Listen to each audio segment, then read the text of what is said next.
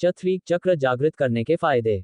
कहानी में अब तक करण को होश आने के बाद करण की आत्मा उसका शरीर छोड़कर जा चुकी थी और देवता करण की आत्मा पुराने करण के शरीर में स्थापित हो चुकी थी।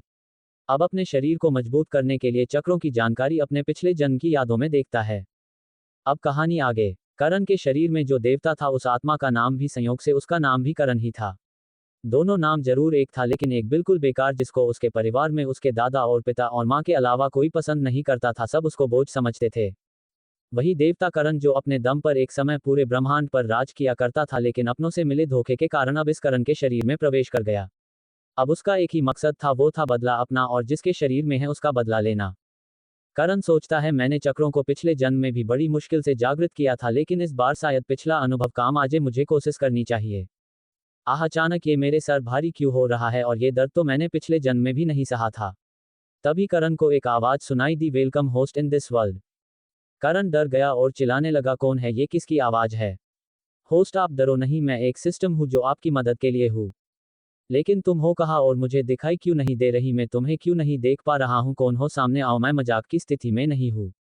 होस्ट आप अभी मुझे नहीं देख सकते क्योंकि मेरा अभी लेवल कम है, जैसे जैसे आप आगे शक्तिशाली होते जाएंगे मेरा भी लेवल भी बढ़ता जाएगा और आप मुझे देख पाएंगे। अभी आप मेरी बात सुनाए और याद रखिए मैं आपकी मदद के लिए हूं, ना कि आपको नुकसान पहुंचाने के लिए। तो क्या आप मेरी मदद लेना चाहते हैं? मैं तुम्हें इस ब्रह्मांड का सबसे शक्तिशाली आदमी बना सकती हूँ। तो आपके पास सोचने के लिए केवल 1 मिनट तक का समय है। लेकिन मैं कैसे तुम पर यकीन करूँ, तुम तो मुझे दिखाई भी नहीं दे रही हो। होस्ट आपको यकीन करना ही होगा, अभी मैं सिर्फ इतना ही कह सकती हूँ, रहे आपके सवाल तो वक्त आने पर आपको सब मालूम पड़ जाएगा। करण अपने मन में सोचता है मुझे तो वैसे भी ताकतवर बनाना है और यदि इसकी मदद ले ली जाए तो मैं शायद जल्दी ताकतवर बन जाऊं, मेरा अनुभव और इसकी मदद से मैं अपना लक्ष्य जल्दी हासिल कर लूंगा। ठीक है, मैं तैयार हूं, मुझे क्या करना होगा तुमसे मदद लेने के लिए? होस्ट आपको जो आपके हाथ में कड़ा है उस पर एक बूंद खून गिराकर आत्मा का संबंध बनाना होगा। आत्मा का संबंध तो जानते होंगे ही, आत्मा का संबंध दो लोगों के बीच बनाया जाता है। एक बार आत्मा का संबंध बना लिया तो फिर दोनों एक दूसरे से जुड़ जाते हैं और मन में बात कर सकते हैं। एक दूसरे को धोखा नहीं दे सकते। ये संबंध इंसान जानवरों, राक्षसों, दूसरे इंसानों को अपने काबू में लेने या वफादार बनाने के लिए करते हैं।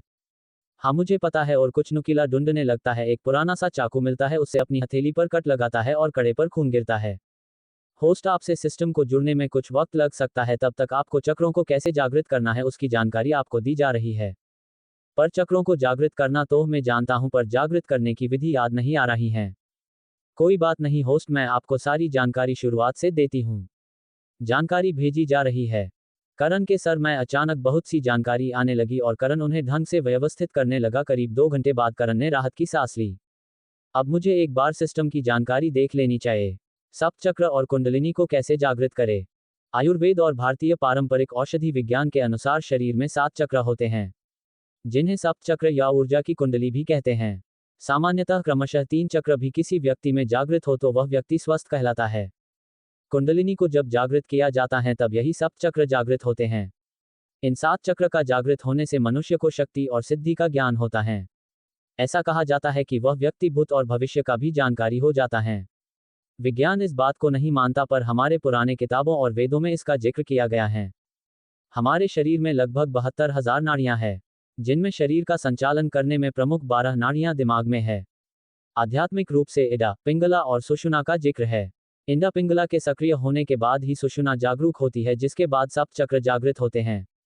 मूलाधार चक्र जागरूक होने के बाद रोग धीरे धीरे दूर होने लगते हैं, जिससे अन्य चक्र भी जागरूक होते हैं। सप्त चक्र और कुंडलिनी को कैसे जागृत करें इसकी जानकारी नीचे दी गई है। 1. मूलाधार चक्र, बेस चक्र।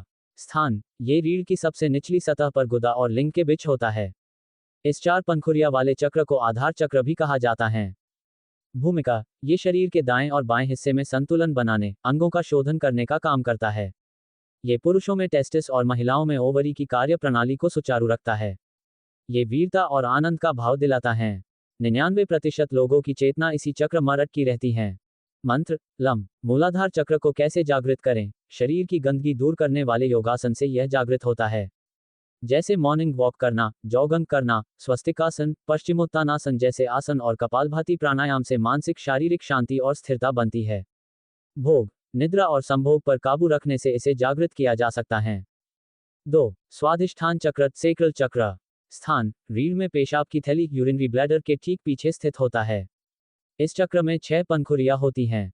आपकी ऊर्जा एक चक्र पर एकत्रित होने पर मौज मस्ती, घूमना फिरना की प्रधानता होंगी। भूमिका यह आनुवांशिक जेनेटिक, यूरिनरी और प्रजनन प्रणाली पर नजर रखने के साथ ही जरूरी हार्मोन्स के स्रावन को नियंत्रित करने में मददगार है। इस चक्र के जागृत होने से क्रूरता, अविश्वास, गर्व, आलस्य, प्रमाद जैसे दुर्गुणों का नाश होता है। मंत्र वम कैसे करें? जागृत करें। जानु शीर्षासन, मंडूकासन, कपालभाति 10 से 15 मिनट के लिए नियमित करें। जीवन में मौज मस्ती